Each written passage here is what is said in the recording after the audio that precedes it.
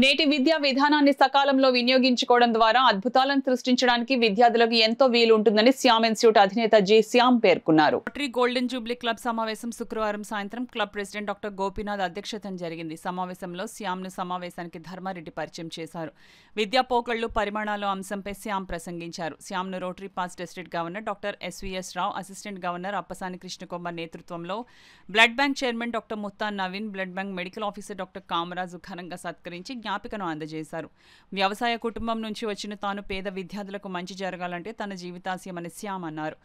ఎంతో అప్పులు చేసుకుని చదువుకోవడానికి వచ్చిన పేదవారి భవిష్యత్తు ప్రభుత్వ కొలువుల్లో ఉండాలని, అందుకు అవసరమైన శిక్షణా తరగతులను నిరంతరం నిర్వహిస్తూ ఉజ్వల భవిష్యత్తు కోసం కృషి చేస్తున్నామని శ్యామ్ చెప్పారు. రోటరీ వంటి అంతర్జాతీయ సేవా సంస్థల ప్రతినిధులను ఈ సందర్భంగా కలుసుకోవడం ఎంతో ఆనందంగా ఉందని, సేవా కార్యక్రమాల నిర్వహణకు తన వంతు సహాయ సహకారాలు అందిస్తానని శ్యామ్ ప్రకటించినప్పుడు కరతాళ ధ్వనులతో రొటేరియన్లు హర్షాన్ని వ్యక్తం చేశారు. Blood bank chairman doctor Mutta Naveen మాట్లాడుతూ బ్లడ్ బ్యాంక్లో సేవా కార్యక్రమాలు నిర్వహించడానికి శ్యామ్ ప్రత్యేక దృష్టి పెట్టారని అన్నారు. ఏటా బ్లడ్ డొనేషన్ క్యాంప్ నిర్వహిస్తూ సమాజానికి ఎంతో సహాయం చేస్తున్నారని చెప్పారు. కార్యక్రమంలో క్లబ్ కార్యదర్శి డాక్టర్ ప్రవీణ్ సానా, కోశాధికారి ఉదయ్ చక్రవర్తితో పాటు అధిక సంఖ్యలో సభ్యులు పాల్గొన్నారు.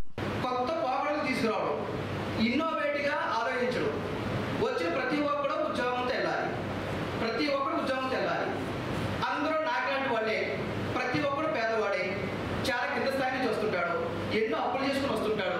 కొంతమంది అయితే తల్లి యొక్క కుస్తీలు తాకట్టు పెట్టుకుని వచ్చిన కూడా చాలా మంది ఉన్నారు. వాడు కూలి పని చేసుకుని ఆ డబ్బులు కట్టుకున్న కూడా చాలా మంది ఉన్నారు.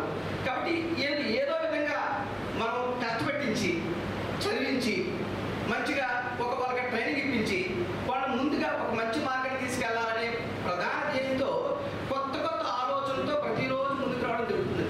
ఆ విధంగా చాలా కోచింగ్ సెంటర్, అంటే కోచింగ్ సెంటర్ అనేది క్రిటిసైజ్ చేయడం నా ఉద్దేశం కాదు, కానీ కేవలం కోచింగ్ ఇచ్చి వదిలేస్తారండి.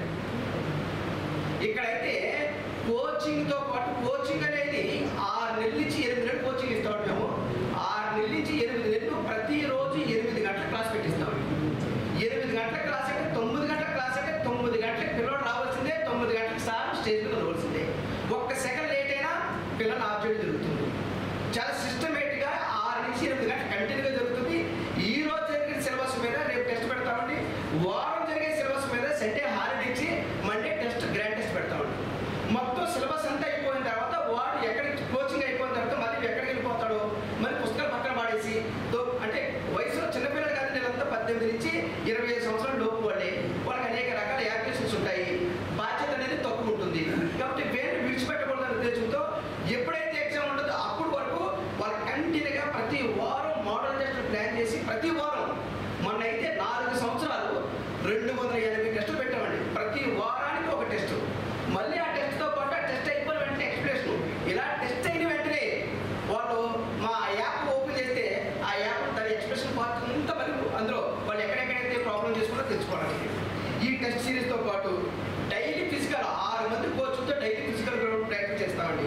ఇంకా ఎన్ని చెప్పుకున్నా ఆయన గురించి చాలా చెప్పినంత తక్కువగానే ఉంటుంది.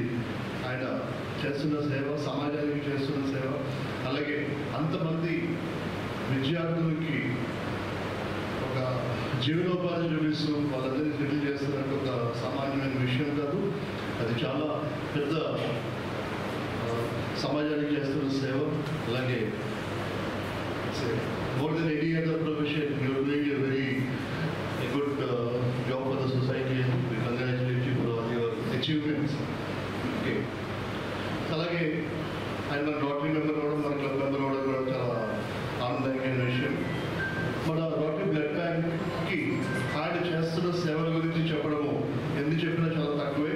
మన బ్లడ్ బ్యాంక్ పెట్టిన అప్పటి నుంచి కూడా మన లాస్ట్ 5-10 yearsలో కూడా మనకి ఎన్నో క్యాంపులు కండక్ట్